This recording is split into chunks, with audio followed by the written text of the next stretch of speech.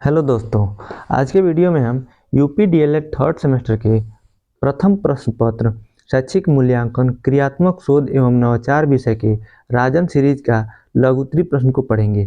पिछले 5 वीडियो में हमने तीन क्लास जो है बहुविकल्पी का और जो 2 क्लास है अति लघुत्तरी का पढ़ लिया था। आज से हम लोग लघुत्तरी प्रश्न स्टार्ट कर रहे हैं।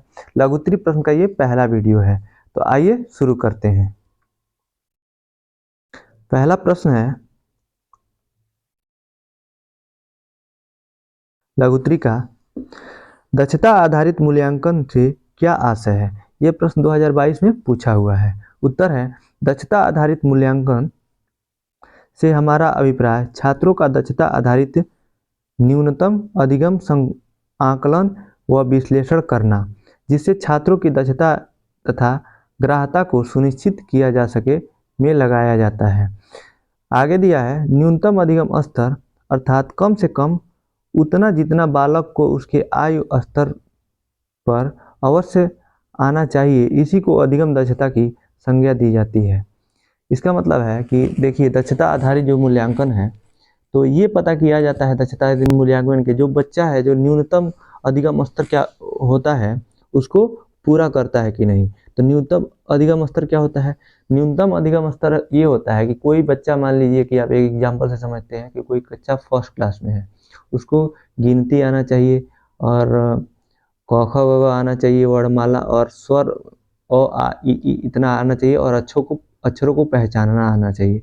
और जो इतना मान लीजिए निर्धारित किया गया है, एक का बच्चा लगभग इतना सीख लिया होगा, तो इतना कम से कम उसको आना चाहिए। ये है न्यूनतम अधिगम स्तर। और जो कक्षा 4 का विद्यार्थी है उसको 2 अंकों का गुणा और 3-3, 4-4 अंकों का जोड़ घटाना, और जो उसको आ रहा है हासिल वाला, तो इसका मतलब वो 3 का न्यूनतम अधिगम स्तर को पूरा कर रहा है। इसी को न्यूनतम अधिगम स्तर बोलते हैं। देखते हैं आगे क्या दिया है। किसी कक्षा का विशेष के अंत में छात्रों, बालक एवं बालिकाओं द्वारा धारण किए गए व्यवहार को ही अधिगम दक्षता कहते हैं। यहाँ पे अधिगम दक्षता एक्चुअली पूछा था। तो अधिगम दक्षता जो कक्षा के अंत में जो उनके द्वारा अधिगमित यानी धारण किए गए व्यवहार को ही अधिगम दक्षता कहते हैं। मतलब जो उन्होंने लास्ट तक सीखा है, जो एडमिशन लिया था शुरू में और लास्ट तक जिन्होंने सीख लिया इस बीच में, उनके व्यवहार में जो परिवर्तन आ रहा है, इसी को दक्षता आधारित मूल्यांकन कहते हैं। उसी का पता लगाने के लिए इसका मूल्यांकन, दक्षता आधारित मूल्यांकन किया जाता है। उदाहरण के लिए देखिए, प्राथमिक स्तर की कक्षा 1 के छात्र को गणित के विषय में जो दक्षता प्राप्त होनी चाहिए वह है क्या क्या है? अंकों या संख्याओं की पहचान करना, दूसरा है अंकों या संख्याओं को लिखना, तीसरा है अंकों या संख्याओं को लिखने का एक निश्चित क्रम, ये भी आना चाहिए। तो जो ये है एक एक कक्षा 1 के छात्र को गणित के विषय में दक्षता प्राप्त होनी चाहिए। मतलब इतना न्यूनतम अधिगम स्तर इतना होना चाहिए कि अंकों की संख्या का पहचान कर सके, अंकों का संख्याओं को लिख सके और अंकों के संख्याओं को लिखने का एक क्रम उनको आता है, वर्णमाला का क्रम उसको आ रहा हो। इसी को हम न्यूनतम अधिगम स्तर कहते हैं। और इसका जो मापन होता है इसको हम क्या पूछा है? दक्षता आधारित मूल्यांकन बोलते हैं। और एक और एग्जाम्पल है दूसरा वाला, कक्षा 5 के छात्र को गणित के विषय में जो दक्षता चाहिए वह है, पहला है 3 अंकों की संख्या में 3 अंकीय गुणा करना, 3 अंकों का गुणा आना चाहिए उसको। और दूसरा है व्यवहारिक जीवन में रुपए पैसे का हिसाब, ये भी करना लगभग कक्षा 5 के बच्चे को आ गया रहता है। तो ये है उसका दक्षता, मतलब ये है कक्षा 5 के छात्र गणित के विषय में इतना वो दक्षता आना चाहिए। दक्षता, इसी का मूल्यांकन को कहते हैं दक्षता आधारित मूल्यांकन। तो आपको स्पष्ट हो गया होगा इन दोनों एग्जाम्पलों से। अब आगे देखते हैं क्या लिखा है। उपयुक्त में पूरी तरह दक्षता प्राप्त करना ही अधिगम प्रक्रिया है।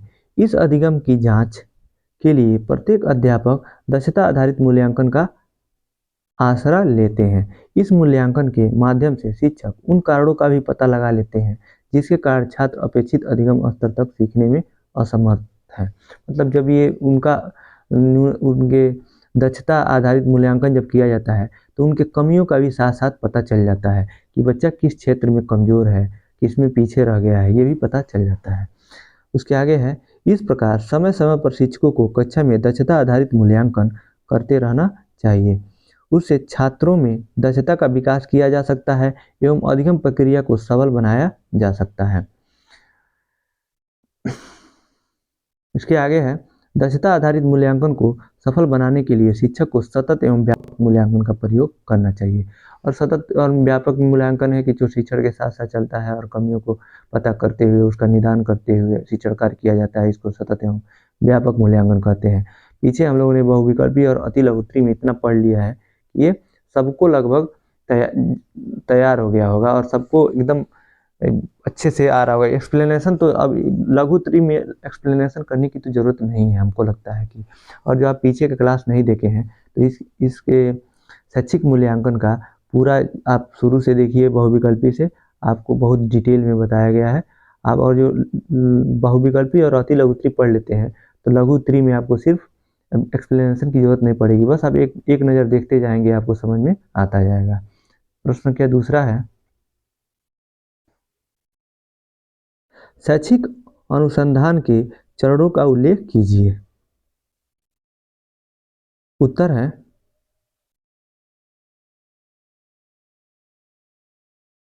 क्रियात्मक अनुसंधान के चरण।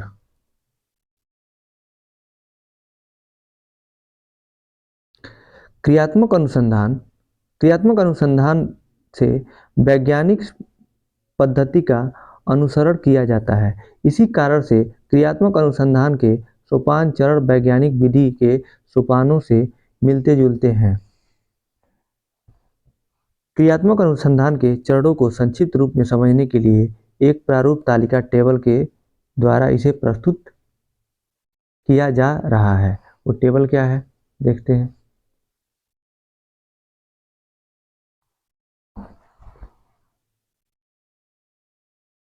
जो यहाँ पे पूछा है एक्चुअली, शैक्षिक अनुसंधान जो है कि चरणों का उल्लेख किए, इनके जितने भी चरण होते हैं इन सारे चरणों को बताना है। तो इनके चरण तो कई होते हैं, आइए सबको देखते हैं। पहले संक्षिप्त रूप में जान लेते हैं कि ये चरण कौन कौन से हैं। पहला है समस्यागत क्षेत्रों की पहचान, आइडेंटिफाई द प्रॉब्लम्स एरिया, ये पहला होता है। दूसरा है समस्या का निर्धारण, पिन पॉइंटिंग द प्रॉब्लम्स। तीसरा है कारणों के संदर्भ में समस्या का विश्लेषण करना, problem analysis in the context of causes. चौथा है उद्देश्यों की पहचान, आइडेंटिफाइंग द ऑब्जेक्टिव्स। पांचवा है क्रियात्मक परिकल्पना की तैयारी, फॉर्मुलेटिंग एक्शन हाइपोथेसिस। छठवां है कार्य योजना का निर्माण, डिजाइनिंग एक्शन प्लान। सातवां है योजना का क्रियान्वयन। आठवां है आंकड़ों का विश्लेषण, एनालिसिस द डाटा। नौवां है परिणाम या निष्कर्ष। यहीं तक होता है आपका जो क्रियात्मक शोध का जो चरण होते हैं, यहीं तक होता है। इसका अंतिम चरण कई बार पूछा है अति लघुत्तरी और बहुविकल्पी में, क्रियात्मक शोध का अंतिम चरण क्या है, तो परिणाम या निष्कर्ष होता है। और प्रतिवेदन है, मतलब उसके रिपोर्ट को ये तैयार करना है कि इसको रिपोर्ट को कैसे पेश करेंगे उसके बारे में है। लेकिन अनुसंधान यहीं तक होता है, 9वें चरण तक। परिणाम या निष्कर्ष इसका अंतिम चरण है। तो आइए चरण 1 से देखते हैं कि क्या क्या कौन सा चरण क्या है। पहला इसका यहाँ चार्ट बनाया हुआ है, यहाँ क्रम संख्या है, आधार बेसिस है, ये चरण का नाम है। और क्रियात्मक अनुसंधान एक्शन रिसर्च जो कैसे होता है, इसमें क्या क्या होता है उसको बताया है। तो समस्यागत क्षेत्रों की पहचान, इसमें है जिस भी क्षेत्र की समस्या का समाधान करना होता है सर्वप्रथम उसका निर्धारण किया जाता है। समस्या निर्धारण के लिए उस क्षेत्र से संबंधित लोगों की भी राय लेनी चाहिए जिससे समस्या का निर्धारण वास्तविक रूप से किया जा सके। बोल रहा है कि समस्या क्षेत्रों का पहचान, किस क्षेत्र में आपको समस्या आ रहा है और उसको कैसे ठीक किया जाए। सर्वप्रथम उससे जो एक्सपर्ट होते हैं उस सब्जेक्ट के, आप उनसे भी राय ले सकते हैं, यही इसमें बोला है। दूसरा है समस्या का निर्धारण। समस्यागत क्षेत्रों के निर्धारण के साथ ही अनुसंधानकर्ता को उस समस्या का भी निर्धारण करना होता है जिस पर उसे शोध करना है। तो ये भी उसके साथ आप क्षेत्र का निर्धारण जब कर लें तो आप उसके बाद ये निर्धारण कर लें कि आपको किस पे करना है, किस पे आपको शोध करना है, इसका भी चयन करना और निर्धारण करना जरूरी होता है। उसके आगे दिया है, बिना समस्या के निर्धारण के उस पर कोई भी कार्य को जैसे शिक्षक से परामर्श लेना, आंकड़ों को एकत्रित करना आदि संभव नहीं है। ये तो बात तो सही है कि अगर आपको ये पता ही नहीं है कि आपको हम किस पे शोध करना है तो आप ना ही शिक्षक का सहयोग ले पाएंगे और ना ही आपको अ, अ, आंकड़े इकट्ठे कर पाएंगे कि कैसे करें क्या करें। जब आपको टॉपिक ही ना पता हो तो फिर आप कैसे शोध करेंगे। इसका तीसरा पॉइंट है, कारणों के संदर्भ में समस्या का विश्लेषण करना। समस्या के कारणों का विश्लेषण व्यापक संदर्भ में करना चाहिए जिससे सटीक कारणों की पहचान की जा सके। जैसे कि आप उसके सभी भागों का, हर एक क्षेत्र का, जब समस्या आपको निर्धारित कर लिए कि इसी के बारे में हमको शोध करना है तो उसके सभी कारणों, उनके सभी भागों का, सभी पक्षों का विश्लेषण करना चाहिए। इसके आगे दिया है, छोटी समस्याओं के कारणों का विश्लेषण तो सरल होता है लेकिन बड़ी समस्याओं के कई भागों में विभक्त करके प्रत्येक भाग का अलग अलग विश्लेषण किया जाता है। समस्या विश्लेषण करने के लिए उन कारणों का पता लगाना आवश्यक है जो समस्या के लिए मुख्य रूप से उत्तरदायी हैं। इसमें समझाने की आवश्यकता तो है नहीं, आप तो साफ साफ लिखा है, समझ में आ रहा है। अगला देखते हैं, उद्देश्यों की पहचान, आइडेंटिफाइंग द ऑब्जेक्टिव्स। समस्या की पहचान तथा उसके कारणों को जानने के पश्चात समस्या के उद्देश्यों की पहचान करनी चाहिए। उद्देश्यों का निर्धारण एवं उसकी पहचान किसी समस्या के समाधान के लिए बहुत आवश्यक है। पांचवा है, क्रियात्मक परिकल्पना की तैयारी, फॉर्मुलेटिंग एक्शन हाइपोथेसिस। समस्या के समाधान के लिए अनुसंधानकर्ता को कई प्रकार की परिकल्पनाओं का निर्माण करना चाहिए। इन परिकल्पनाओं के आधार पर अनुसंधानकर्ता अपने प्रयोग को आगे बढ़ाता है, अर्थात प्रत्येक परिकल्पना का परीक्षण करके निष्कर्ष प्राप्त करना चाहिए। छठवां है, कार्य योजना का निर्माण, डिजाइनिंग एक्शन प्लान। समस्या समाधान के लिए कार्य योजना का निर्माण अत्यंत आवश्यक है। कार्य योजना के अनुसार ही अनुसंधानकर्ता समस्या के समाधान के लिए चरणबद्ध तरीके से कार्य करता है। सातवां है, योजना का क्रियान्वयन। कार्य योजना के निर्माण के पश्चात उसको बनाई गई योजना के अनुसार अनुसंधानकर्ता योजना को क्रियान्वित करता है। यदि अनुसंधानकर्ता बनाई गई योजना के अनुसार कार्य नहीं करता है तो योजना के असफल होने के या अपेक्षित परिणाम न आने की संभावना रहती है। योजना का जो क्रियान्वयन है, अब एक योजना के तहत जो जो एक आप अनुसंधान कर रहे हैं तो आप एक उसको एक पेपर पे आप योजना बनाएंगे, सबसे पहले हम क्या करेंगे, उसके बाद क्या करेंगे, उसके बाद क्या करेंगे। ऐसे ही नहीं आप शोध कार्य करते जा रहे हैं और कुछ भी किए जा रहे हैं। ऐसे आप एक निश्चित उद्देश्य तक नहीं पहुंच पाएंगे। आपको योजना के अनुसार ही चलना पड़ेगा, नहीं तो आपको उसमें असफल होने के ज़्यादा चांसेस रहेंगे। आप शोध करते रहेंगे, आप परिणाम तक नहीं पहुंच पाएंगे और कोई रिजल्ट नहीं निकलेगा, अंत में समय व्यर्थ जाएगा। तो वही है, सिंपल सा चीज़ है, आपको समझ में आ रहा होगा। आठवां पॉइंट है, आंकड़ों का विश्लेषण। विश्लेषण मतलब होता है कि आप उसको छोटे छोटे टुकड़ों में बांट के और छोटे छोटे उसका सबका अध्ययन करेंगे और सबके बारे में देखेंगे कि क्या चीज़ है, तो अपने आप ही उसका निष्कर्ष निकलेगा। वही है आंकड़ों का विश्लेषण, एनालाइजिंग द डाटा। समस्या समाधान के लिए जो आंकड़े एकत्रित किए जाते हैं उनका उचित प्रकार से विश्लेषण आवश्यक है। आंकड़ों का जब तक उचित प्रकार से विश्लेषण नहीं किया जाएगा तब तक उचित निष्कर्ष नहीं प्राप्त होगा। इसके साथ ही आंकड़ों को विश्वसनीयता एवं वैधता की जांच के लिए आंकड़ों का विश्लेषण आवश्यक है। विश्वसनीयता मतलब उसमें विश्वसनीय हो कि मतलब कि वो जो अगर जो अगर जो उसका निष्कर्ष निकल रहा है और बच्चा सीख रहा है तो उसे कितनी बार भी प्रश्न पूछा जाए तो उसका सेम आंसर हो, ये विश्वसनीयता होता है। वैधता होता है, वैलिड होता है कि मतलब हम जिस चीज़ के लिए हम अनुसंधान कार्य कर रहे हैं वही चीज़ हो रहा है कि नहीं। ऐसा नहीं कि अनुसंधान किसी चीज़ पे कर रहे हैं और हम कुछ और ही कर रहे हैं तो उसको वैलिड नहीं माना जाता है। प्रश्न संख्या, इसका पॉइंट संख्या 9 है, परिणाम या निष्कर्ष, फाइंडिंग्स। समस्या समाधान के पश्चात अनुसंधानकर्ता जो भी परिणाम प्राप्त करते हैं उन्हें लिखित रूप में प्रदर्शित करना चाहिए। इसमें सिंपल सा बोला है, जब आपका अनुसंधान कार्य हो जाए, आप एक उद्देश्य पे पहुंच जाए, आपकी समस्या का समाधान हो जाए, तो उसे लिखित रूप में इकट्ठा करना चाहिए। आप उसको एक पेज पे, एक रजिस्टर पे लिख दें। 10वां है प्रतिवेदन, मतलब रिपोर्टिंग। आप रिपोर्ट कैसे पेश करेंगे इसके बारे में है। अनुसंधानकर्ता को प्राप्त परिणाम का एक विस्तृत प्रतिवेदन तैयार करना चाहिए। इस प्रतिवेदन में केवल आवश्यक बातों का उल्लेख करना चाहिए। अनुसंधानकर्ता को प्रतिवेदन में केवल सकारात्मक परिणाम ही नहीं बल्कि उन तथ्यों का भी उल्लेख करना चाहिए जिसके प्रयोग से उसे नकारात्मक परिणाम प्राप्त हुए हैं। इससे भविष्य में किए जाने वाले अनुसंधान में दूसरे अनुसंधानकर्ता को सरलता होगी। तो निगेटिव और पॉजिटिव दोनों तथ्यों को आप लिखेंगे, यही है इसमें। अगला क्वेश्चन है तीसरा, निदानात्मक और उपलब्धि परीक्षण में क्या अंतर है? निदानात्मक और उपलब्धि परीक्षण में क्या अंतर है? उत्तर है, ये प्रश्न 2022 में पूछा हुआ है। उपलब्धि परीक्षण व निदानात्मक परीक्षण में अंतर। Difference between diagnostic test and remedial teaching. इसके आगे है, उपलब्धि परीक्षण व निदानात्मक परीक्षण में निम्नलिखित अंतर है। नीचे अंतर दिखा है, एक तरफ लिखा है उपलब्धि परीक्षण और दूसरी तरफ लिखा है निदानात्मक परीक्षण, और एक एक पॉइंट से हम दोनों को क्लियर करते चलेंगे। तो आइए देखते हैं। पहला है उपलब्धि परीक्षण में, इनके द्वारा यह ज्ञात होता है कि छात्र किसी विषय में कितनी योग्यता रखता है। उपलब्धि परीक्षण से पता लगता है कि हमने जो शिक्षण किया है उसमें बच्चा कितना योग्य है, मतलब कहाँ तक पहुँचा है, कहाँ तक उसकी योग्यता है, और किस विषय में कितना वो जानता है, और किस विषय में कितना उसकी कमियां हैं, और कहाँ तक वो नहीं पहुँचा है, उसकी कमियां क्या है, किस क्षेत्र में वो कमज़ोर है। ये उपलब्धि परीक्षण से पता लगता है।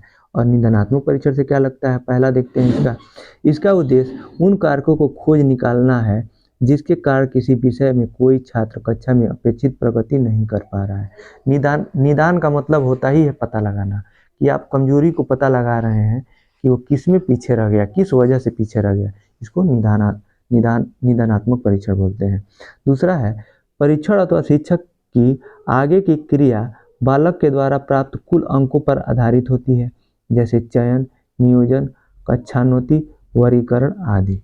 दूसरा इसमें है निदानात्मक में, सामान्यतः इस प्रकार के परीक्षणों के द्वारा छात्रों को प्राप्त अंकों का विश्लेषण करके अध्यापक उपचारी अनुदेशन के लिए योजना तैयार करता है। तीसरा है उपलब्धि परीक्षण में, इन परीक्षणों का विषय क्षेत्र व्यापक होता है। व्यापक मतलब सभी पक्षों का ध्यान में रखा जाता है। तीसरा है, इस प्रकार के परीक्षणों का क्षेत्र सामान्यतः विभिन्न प्रकार के कौशलों तक ही सीमित रहता है। जिस कौशल का आप परीक्षण करेंगे केवल उसी का पता लगाएगा निदानात्मक परीक्षण में, उसी से क्षेत्र से संबंधित, और उसी में बच्चा कहाँ पीछे रह गया है उसकी कमजोरी का पता लगाता है निदानात्मक परीक्षण में। चौथा पॉइंट है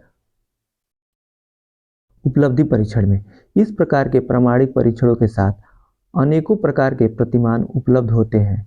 ये प्रतिमान समानतः राष्ट्रीय स्तर पर किए जाते हैं। ये सिंपल सा समझ में आ रहा होगा। चौथा है इसमें निदानात्मक परीक्षण में, इस प्रकार के प्रामाणिक परीक्षणों के लिए राष्ट्रीय प्रतिमान स्थापित करना असंभव नहीं तो दुरूह अवश्य है, क्योंकि इस कार्य के लिए पूरे देश में से अनुत्तीर्ण होने वाले छात्रों का एक प्रतिनिधि प्रतिदर्श प्राप्त करना अत्यंत कठिन काम है। अधिकतर विभिन्न प्रकार की त्रुटियों के वर्गीकरण के रूप में ही प्रतिमान उपलब्ध होते हैं। पांचवा पॉइंट है उपलब्धि परीक्षण में, इन परीक्षणों के साथ शतमक का क्रम तुल्य प्रतिमान उपलब्धि होते हैं। और पांचवा है निदानात्मक परीक्षण में, शतमक एवं क्रमतुल्य प्रतिमान इन परीक्षणों के लिए बनाना संभव नहीं है। छठवां है उपलब्धि परीक्षण में, इन परीक्षणों को कक्षा के प्रत्येक विद्यार्थी को दे सकते हैं। और छठवां इसमें है निदानात्मक में, ये परीक्षण केवल ऐसे विद्यार्थियों के लिए है जो कक्षा में ठीक प्रकार से प्रगति करने में कठिनाई का अनुभव करते हैं। निदानात्मक परीक्षण हम उस बच्चे का क्यों करेंगे जो हर एक क्षेत्र में मजबूत है, जिसका अच्छे से विकास हो रहा है, जिसका शिक्षण कार्य अच्छे से चल रहा है, उसमें कमी नहीं है, यानी जो भी पढ़ाया जा रहा है वो अच्छे से पढ़ रहा है, उसको निदान हम कैसे करें? निदान का मतलब होता है पता लगाना। उसका हम पता लगाएंगे तो सब कुछ ठीक निकलेगा, वो सभी क्षेत्र उसके मजबूत निकलेंगे। लेकिन ये है जो उपलब्धि परीक्षण, जो सबसे तेज लड़का होगा उसका भी तो उपलब्धि परीक्षण निकलेगा कि आखिर उसने क्या सीखा है, कहाँ तक सीखा है। और जो 100 में से वो 99 अंक पा रहा है, तो यही उसकी उपलब्धि है। एक अंक की उसमें नहीं पा रहा है ना, मतलब उसका उपलब्धि है 99। तो ये सभी बच्चों के लिए किया जा सकता है। 7वां पॉइंट है उपलब्धि परीक्षण में, ये परीक्षण सरलता से आंके जा सकते हैं, प्राप्त अंकों की व्याख्या आसान होती है एवं प्रशासन में कम समय लगता है। और 7वां है, इन परीक्षणों में अपेक्षाकृत अधिक समय लगता है, इनका अंकन और व्याख्या भी अधिक कठिन है। ये सिंपल सा एक असेसमेंट लेंगे, उससे आपको पता लग जाएगा। और इसमें जो उनके कमियों को पता लगाना है ना, कि कमियों को पता लगाने के लिए आप सभी क्षेत्रों का अलग अलग जो भी उनके कौशल होंगे, अलग अलग सब्जेक्ट का आप पहले पता लगाएंगे। पहले साइंस का लगाएंगे, फिर हिंदी का, फिर गणित का, इसमें ज़्यादा समय लगता है। प्रश्न संख्या 4 है,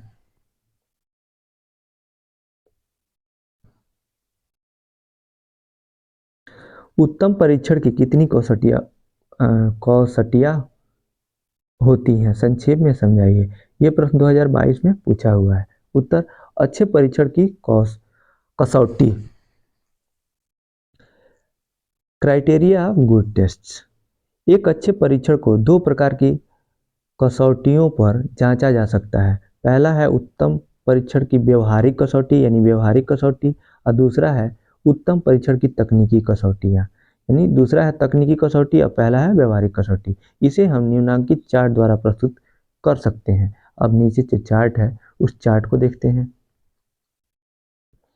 अच्छे परीक्षण की कसौटियाँ, ये पहला है व्यवहारिक कसौटी, दूसरा है तकनीकी कसौटी। व्यवहारिक कसौटी जो होता है, इसमें पहला है उद्देश्य पूर्णता, पर्पोसिवनेस, दूसरा है व्यापकता, कॉम्प्रिहेंसिवनेस, तीसरा है समय एवं कीमत, टाइम एंड कॉस्ट, और चौथा है सुगमता, इजीनेस।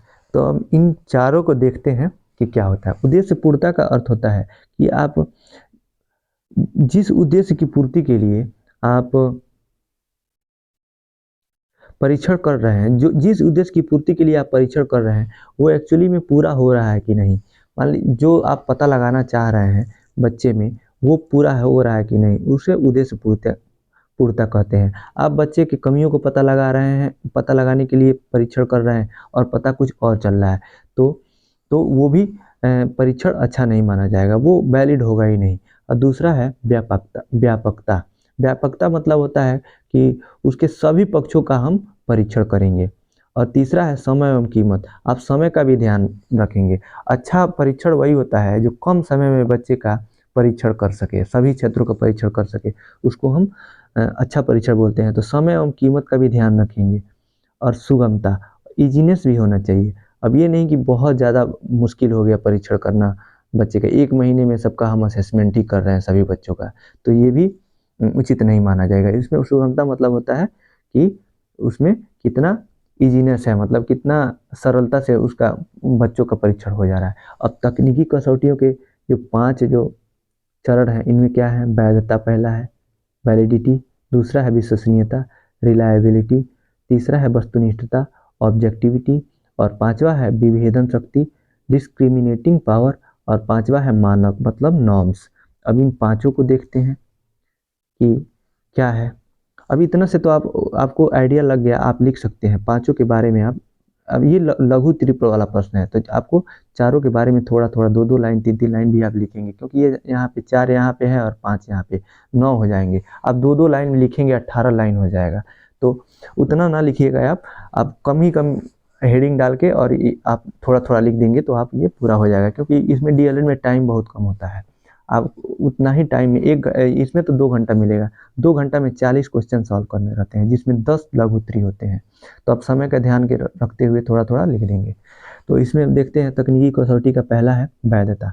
वैधता मतलब वैलिड हो, कि आप जिसके लिए कर रहे हैं, जिस चीज़ के लिए कर रहे हैं आप परीक्षण, उसकी उसकी पूर्ति हो, वो वैध माना जाता है। विश्वसनीयता हो, कि जब आप परीक्षण कर रहे हैं तो ऐसा नहीं है कि आप पहली बार परीक्षण कर रहे हैं तो बच्चा आंसर कुछ और दे रहा है, दूसरी बार परीक्षण कर रहे हैं तो बच्चा आंसर कुछ और दे रहा है, तो उसमें विश्वसनीयता, इसका मतलब उसके जो शैक्षिक कार्य में जो उसका शैक्षिक कार्य हुआ है वो विश्वसनीय नहीं है, इसका मतलब बच्चे में कन्फ्यूजन है, तो उसको हम विश्वसनीयता बोलते हैं। वस्तुनिष्ठता उसको बोलते हैं, कि वस्तुनिष्ठता मतलब होता है जी, ऐसे प्रश्न होते हैं इसमें शिक्षक का व्यवहारिक जो पर्सनल जो परीक्षण होता है, अपना पर्सनल ओवर उसमें उसका नहीं दिखता है, पर्सनल विचार नहीं दिखता है। जैसे मान लीजिए आप एक एग्जांपल से समझिए कि कोई 2 बच्चे हैं, दोनों दोनों बराबर इंटेलिजेंट है, हालांकि एक बच्चा ज़्यादा इंटेलिजेंट है, उसकी थोड़ी सी हैंड राइटिंग खराब है, और एक बच्चा है थोड़ा कम इंटेलिजेंट है, उसकी हैंड राइटिंग अच्छी है। लेकिन जब बच्चा ये टीचर चेक करेगा, 2 तरह के टीचर है, एक टीचर चेक कर रहे हैं जिनकी जो हैंड राइटिंग को पसंद करते हैं, और एक टीचर चेक कर रहे हैं जो इंटेलिजेंट, जो अच्छा लिखा है, अच्छे शब्दों का प्रयोग किया है, जो इंटेलिजेंट है उसको प्रेफर कर रहे हैं। तो जो हैंड राइटिंग को पसंद करेगा, हैंड राइटिंग अच्छा जिसका होगा उसको ज़्यादा नंबर दे देगा, जो ज़्यादा बढ़िया से लिखा होगा लेकिन थोड़ा सा हैंड राइटिंग खराब होगा तो उसको कम नंबर देगा। लेकिन अगर जो ये टीचर चेक कर रहे हैं दोनों बच्चों को, तो ये जो अच्छे से लिखा होगा, जिसमें ज्ञान ज़्यादा होगा, उसको ज़्यादा नंबर देंगे, हैंड राइटिंग वाले को बेनिफिट मिलेगा हैंड राइटिंग का, लेकिन इससे कम ये वाला पाएगा, ज़्यादा अच्छा हैंड राइटिंग वाला। तो मतलब जो पर्सनल ओपिनियन है टीचर का नहीं दिखता है, उसको हम वस्तुनिष्ठ प्रश्न कहते हैं। जैसे बहुविकल्पी प्रश्न हो गया, 10 क्वेश्चन है, 10 नंबर का है, और अच्छा हैंड राइटिंग वाला ना भी उस प्रश्न को सॉल्व करता है, 10 सही करता है, और खूब अच्छा हैंड राइटिंग में भी बच्चा सॉल्व करता है, तो दोनों 10-10 नंबर पाएंगे। इसको हम वस्तुनिष्ठ प्रश्न कहते हैं। इसकी बहुत ज़रूरी होती है हमारे प्रश्न पत्र में, क्योंकि उससे हम कुछ हद तक कुछ क्वेश्चनों पे अपना प्रभाव नहीं छोड़ पाते हैं, जिससे वो हमारे अंडर में नहीं होता है, बच्चे जितना जानते हैं उतना खुद नंबर पाते हैं। और चौथा है, हालांकि आप इतना में तो आप समझ गए होंगे कि वस्तुनिष्ठता क्या होता है, इतना आप लिख देंगे तो बहुत है। चौथा है विभेदन शक्ति, डिस्क्रिमिनेटिंग पावर। विभेदन क्षमता का मतलब ये होता है कि आपके परीक्षण में विभेदन क्षमता होना चाहिए।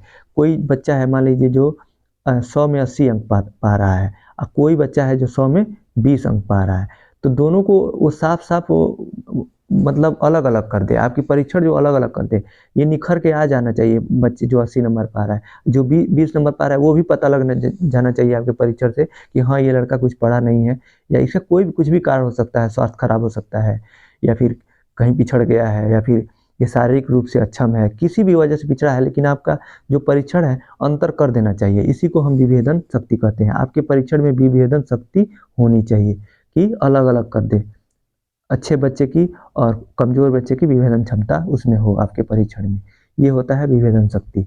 और चौथा है मानक। आप जो भी परीक्षण ले रहे हैं उसका एक मानक होना चाहिए, कि आप किस स्तर का, आप किस स्टैंडर्ड का बना रहे हैं आप परीक्षण, और आप टेस्ट ले रहे हैं, आप जो भी परीक्षा ले रहे हैं, बच्चों का परीक्षण कर रहे हैं, उसका एक स्टैंडर्ड होना चाहिए। ये नहीं है कि क्लास 3 के बच्चों का क्लास 7 के बच्चों का परीक्षण लिया जा रहा है, के स्तर का लिया जा रहा है, ये ठीक नहीं है। तो इतना में तो आपको, आप लघु उत्तरी में तो इतना में तो आप लिख देंगे, आपका तो ये कॉन्सेप्ट क्लियर हो गया। लेकिन इसमें दिया है, इसमें तो बहुत लंबा दिया है। देखिए इस प्रश्न का, ये 5वां प्रश्न है, यहाँ चौथा प्रश्न है, यहाँ से शुरू होता है। देखिए आप देखते जाइए। दूसरा 4 को कितना बड़ा बड़ा दिया है। तीसरा सुगमता, सुगमता का भी 3 दिया है, ये बहुत बड़ा दिया है, लेकिन इतना आप पढ़ते रह जाएंगे।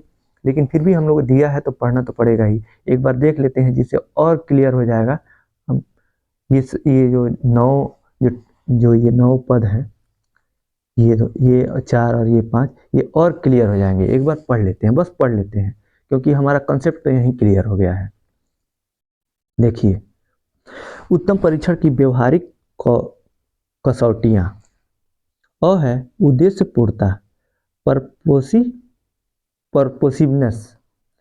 प्रत्येक उत्तम परीक्षण के कुछ निश्चित उद्देश्य होते हैं जिन्हें प्राप्त करना आवश्यक होता है, अतः परीक्षण के उद्देश्यों को पृष्ठभूमि में यह देखना चाहिए कि परीक्षण से उसके पूर्व निर्धारित उद्देश्यों की पूर्ति होती है या नहीं, जिनके लिए यह निर्णय किया गया। यही तो मैंने भी बताया है सेम। और दूसरा है व्यापकता, कॉम्प्रिहेंसिवनेस। व्यापकता का अर्थ है किसी परीक्षण में पाठ्यक्रम के अधिक से अधिक अंशों का समावेश हो। परीक्षण में पाठ्यक्रम के केवल कुछ अंशों का ही महत्व न दिया जाए, बल्कि विषय के संपूर्ण पाठ्यक्रम को महत्व प्रदान करते करते हुए सभी अंशों से प्रश्नों या पदों का चयन करके परीक्षण का निर्माण किया जाना चाहिए। दूसरे शब्दों में, परीक्षण को संपूर्ण पाठ्यक्रम का प्रतिनिधित्व, रिप्रेजेंटेशन करना चाहिए। जितना अधिक कोई परीक्षण पाठ्यक्रम एवं उसके विभिन्न अंगों एवं क्षेत्रों से संबंधित होगा, उतना ही वह व्यापक होगा। मतलब कि व्यापकता होता है सभी क्षेत्रों का उसको समावेशन होना चाहिए। आप परीक्षण ले रहे हैं तो ये नहीं कि कुछ ही चैप्टर को मिला के आप परीक्षण ले लें। इसके आगे दिया है, परीक्षण की रचना करते समय पाठ्यक्रम में सम्मिलित सभी तथ्यों या विषय सामग्री को न लेकर उसके प्रतिनिधित्व करने वाले न्यायाधीश सैंपल को लेते हैं। विषय सामग्री के न्यायाधीश पर चुने गए प्रश्नों की सूची, यानी परीक्षण में परीक्षार्थी की सफलता असफलता के आधार पर हम उसके संपूर्ण विषय के तथ्यों के ज्ञान की जानकारी प्राप्त कर लेते हैं। इसके आगे दिया है, तथ्यों का कितना भाग लिया जाए कि परीक्षण व्यापक हो सके, यह एक विचारणीय विषय है। परीक्षण के कितने प्रश्न लिए जाएं जिससे कि यह पूर्ण विषय के पाठ्यक्रम का उचित प्रतिनिधित्व कर सके, इसका निर्णय परीक्षण निर्माता, टेस्ट कंस्ट्रक्टर परीक्षण के उद्देश्यों को ध्यान में रखकर करता है। मतलब आप कितना, ये भी तो एक सोचने वाली सब्जेक्ट मतलब विषय है कि आप कितना प्रश्न लें तो ये उचित परीक्षण माना जाएगा। तो ये टोटली डिपेंड करता है जो परीक्षण ले रहा है, और उसको सभी चैप्टर को ध्यान में रखते हुए और परीक्षण लेना चाहिए। आगे है, हाँ, परीक्षण इतना व्यापक होना चाहिए जिससे वह वैध हो सके। मतलब जो पता करना चाह रहे हैं वो पता हो सके। परीक्षण को व्यापक बनाने के लिए परीक्षण के सभी व्यवहारिक उद्देश्यों को ध्यान में रखना आवश्यक है। और तीसरा है समय एवं कीमत। समय एवं टाइम एंड कॉस्ट। परीक्षण के लिए समय की सीमा निश्चित की जाती है। वह परीक्षण उत्तम माना जाता है को कम समय में परीक्षार्थी की उपलब्धि का मापन कर सके। यदि परीक्षण के अन्य गुणों पर प्रभाव न पड़े तो छोटे परीक्षणों को सदैव प्राथमिकता दी जाती है, जिससे समय की बचत हो जाती है। परंतु परीक्षण की विश्वसनीयता एवं वैधता बहुत कुछ लंबाई पर भी निर्भर करती है। अतः परीक्षण में प्रश्नों की संख्या या लंबाई इतनी रखनी चाहिए जिससे कि उसकी विश्वसनीयता एवं वैधता प्रभावित न हो। अब इतना भी कम टाइम ना दें कि बच्चा लिख ही ना पाए, इतना टाइम दें कि वो अपना लिख सके, सही लिख सके, यही है इसमें। उसके आगे है, कम कीमत में अच्छी प्रकार निर्मित कंस्ट्रक्टेड परीक्षण सदैव लाभप्रद होता है। उदाहरणार्थ पुनः प्रयोग में लाई जाने वाली प्रश्न पुस्तिका, रीयूजेबल बुकलेट से धन की बचत होती है। चौथा है सुगमता। परीक्षण में सुगमता भी होना चाहिए। सुगमता क्या है? इजीनेस। सुगमता अच्छे परीक्षण का एक गुण है। परीक्षण प्रशासन, अंकन और व्याख्या तीनों दृष्टियों से सुगम होना चाहिए। परीक्षण की सुगमता का संबंध तीनों बातों से होता है। अब इसमें भी कैटेगरी है। पहला है प्रशासन की सुगमता, इजी टू एडमिनिस्टर। परीक्षण ऐसा होना चाहिए जिससे इसका प्रशासन सुविधापूर्वक हो सके। ख है फलांकन की सुगमता, इजी टू स्कोर। परीक्षण की फलांकन विधि सरल एवं स्पष्ट होनी चाहिए। ग है व्याख्या की सुगमता, इजी टू इंटरप्रेट। परीक्षण के मानक स्पष्ट रूप से निश्चित होने चाहिए, इससे व्याख्या करने में सरलता होती है। तो कॉन्सेप्ट शुरू में ही क्लियर हो गया है, आप केवल पढ़ लीजिए, देख लीजिए, इससे और क्लियर हो जाएगा। अगर जो आप इसको भी एक्सप्लेन करने लगे तो वीडियो बहुत ही लंबा हो जाएगा, 1-1.5 घंटे का हो जाएगा। तो इससे कोई मतलब नहीं है। आपको लिखना तो है, आपको लघुत्तरी में ही आपको लिखना है केवल 60 वर्ड से ऊपर, और ये हो जाएगा। आप थोड़ा थोड़ा भी लिखेंगे तो ये हो जाएगा 18 लाइन, मतलब 100 शब्दों से ज़्यादा हो जाएगा, 100-150 शब्दों से ज़्यादा हो जाएगा। तो कोई मतलब नहीं है उसका। इसके आगे देखते हैं अच्छे परीक्षण की तकनीकी कसौटियाँ। अभी वो तो थी व्यवहारिक कसौटियाँ, अब ये हैं तकनीकी कसौटियाँ। Technical criteria of good test. पहला है वैधता, वैलिडिटी। किसी परीक्षण या परख की वैधता इस बात पर निर्भर करती है कि वह कितनी सत्यता से उस वस्तु का मापन करती है जिसके मापन के उद्देश्य से उसका निर्माण किया गया है। अतएव यह स्पष्ट है कि परीक्षा उसके उद्देश्यों से घनिष्ठ संबंध है। वैधता एक अच्छे परीक्षण का मुख्य गुण है। दूसरा है विश्वसनीयता, रिलायबिलिटी। वैधता की भांति विश्वसनीयता भी किसी अच्छे परीक्षण की एक मुख्य विशेषता है। यह अच्छे परीक्षण की एक मुख्य कसौटी है।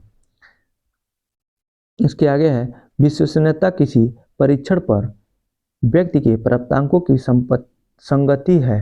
अर्थात यदि एक व्यक्ति की परीक्षा किसी परीक्षण पर बार बार ली जाए और प्रत्येक बार वह व्यक्ति समान प्राप्तांक अर्जित करता है तो यह परीक्षण विश्वसनीय कहा जाएगा। ये तो हम शुरू से पढ़ते आ रहे हैं बहुविकल्पी प्रश्न से ही कि विश्वसनीयता क्या है। तीसरा है वस्तुनिष्ठता, ऑब्जेक्टिविटी। पूर्ण रूप से वस्तुनिष्ठ परीक्षण वह है जिसके द्वारा परीक्षार्थी की उपलब्धि या निष्पादन को देखकर प्रत्येक परीक्षक एक ही निर्णय प्राप्तांक दे। वस्तुनिष्ठता होने पर परीक्षार्थी का प्रयोज्य के निष्पादन का मूल्यांकन करते समय परीक्षक का अपना व्यक्तिगत प्रभाव नहीं पड़ता है। परीक्षक परीक्षार्थी के निष्पादन या कृतित्व को ध्यान में रखकर अंक प्रदान करता है। किसी भी परीक्षण का वस्तुनिष्ठ होना अत्यंत आवश्यक है क्योंकि इसका विश्वसनीयता एवं वैधता दोनों पर प्रभाव पड़ता है। वही चीज़ है कि अपना उसका व्यक्तित्व प्रभाव ना पड़े, उस पर केवल ज्ञान के आधार पर उसको नंबर मिले। उसमें कुछ वस्तुनिष्ठ प्रश्न भी होने चाहिए। चौथा है विभेदन शक्ति, डिस्क्रिमिनेटिंग पावर। एक परीक्षण तभी विभेदनकारी, डिस्क्रिमिनेटिंग कहा जाएगा जब वह अधिक उपलब्धि एवं कम उपलब्धि वाले छात्रों में भेद करने की क्षमता रखता हो। उदाहरणार्थ, उपलब्धि परीक्षण ऐसा होना चाहिए जो यह बता सके कि एक विद्यार्थी 75 अंक प्राप्त करता है तो दूसरा केवल 40 अंक। अतः जब कोई परीक्षण ठीक ढंग से किसी गुण, कौशल, उपलब्धि या योग्यता के आधार पर समूह के परीक्षार्थियों को उच्च, मध्यम तथा कमजोर वर्ग में श्रेणियों में विभक्त कर देता है तो वह कहा जा सकता है कि उस परीक्षण में विभेदकारिता, डिस्क्रिमिनेशन का गुण है। इस प्रकार के परीक्षण अच्छे माने जाते हैं। इसके आगे है मतलब आपका विभेदन शक्ति मतलब आपका ऐसा परीक्षण हो कि भेद कर दे अच्छे और थोड़ा कमजोर छात्र में। इसके आगे है ऐसे परीक्षण में विभेदनकारिता का गुण होता है जिससे सभी कठिनाइयाँ स्तर में प्रश्न पद सम्मिलित किए जाते हैं। इसमें कुछ प्रश्न ऐसे होते हैं जिनका स्तर सभी परीक्षार्थी आसानी से दे सकते हैं। कुछ प्रश्न ऐसे होते हैं जिनके उत्तर केवल कुशाग्र बुद्धि के विद्यार्थी ही दे सकते हैं। परीक्षण में अधिकांश प्रश्न ऐसे सम्मिलित किए जाने चाहिए जिनका उत्तर मध्यम स्तर के परीक्षार्थी दे सकें। इसके आगे है परीक्षण की विभेदन शक्ति या विभेदकारिता ज्ञात करने के लिए परीक्षण के प्रत्येक पद का पृथक पृथक विश्लेषण किया जाता है। इसे पद विश्लेषण कहते हैं। इसमें प्रत्येक पद की कठिनाई स्तर का भी पता लग जाता है। पांचवा पॉइंट है मानक। मानक में नॉर्म्स। प्रमाणीकरण एक आवश्यक पक्ष है। मानकों का निर्धारण करना परीक्षण प्राप्तांकों की व्याख्या मानकों के आधार पर की जाती है। मानक वह अंक है जो प्रतिनिधि, प्रयोज्यों या न्यायाधीश से प्राप्त किए जाते हैं। परीक्षण के मानकों को एक बड़े न्यायाधीश सैंपल पर प्रशासित करके ज्ञात किया जाता है। मानकों का प्रयोग किसी व्यक्ति की समूह में स्थिति जानने के लिए किया जाता है तथा इसका प्रयोग किसी व्यक्ति के निष्पादन या योग्यता की तुलना समूह के अन्य व्यक्तियों से करने के लिए किया जाता है।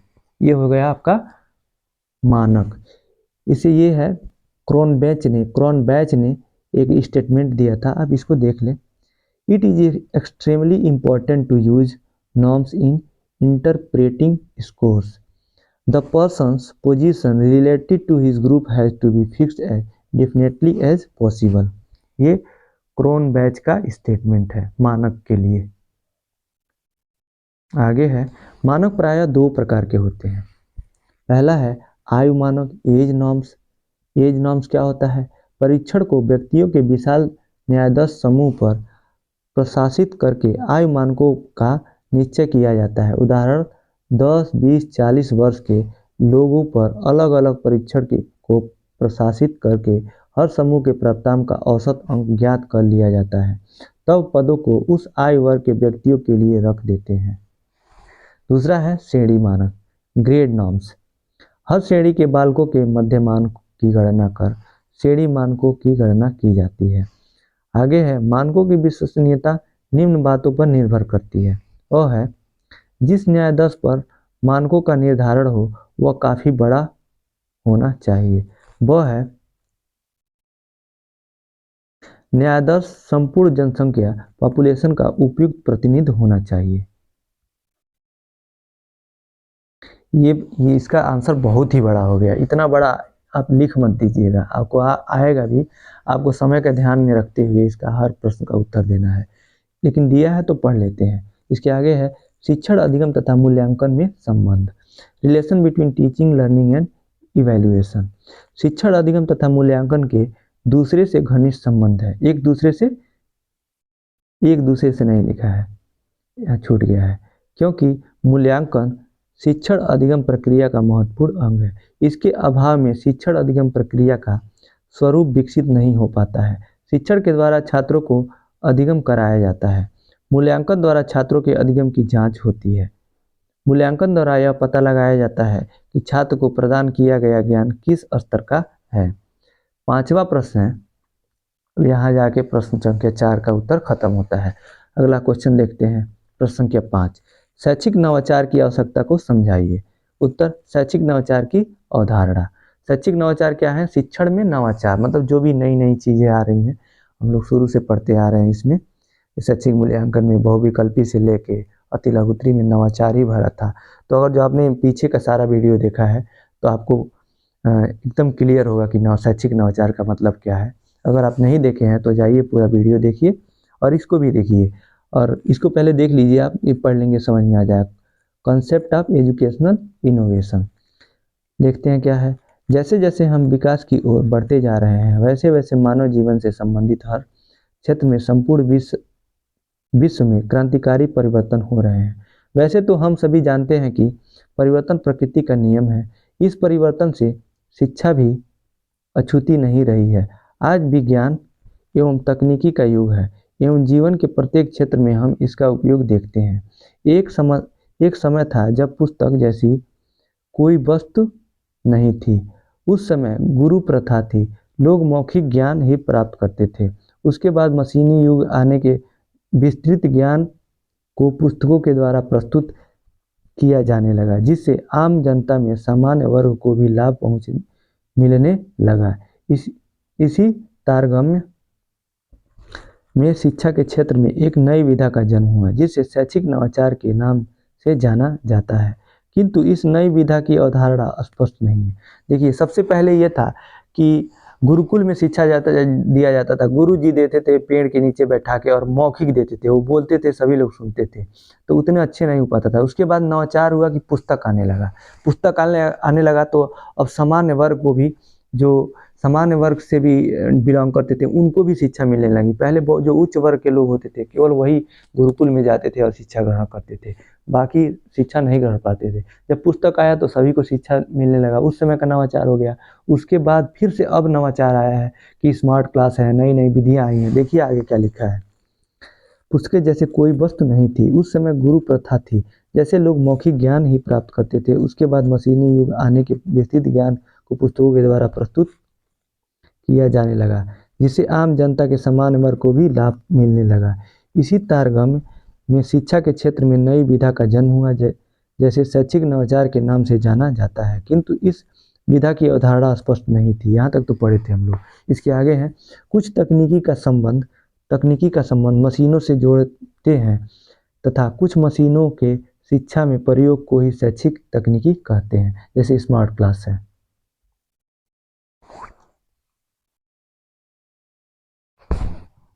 इसके आगे है, किंतु मशीनों का शिक्षा में प्रयोग ही शैक्षिक तकनीकी नहीं है, यह शिक्षा की तकनीकी के समीप लाने का प्रयास अवश्य कहा जा सकता है।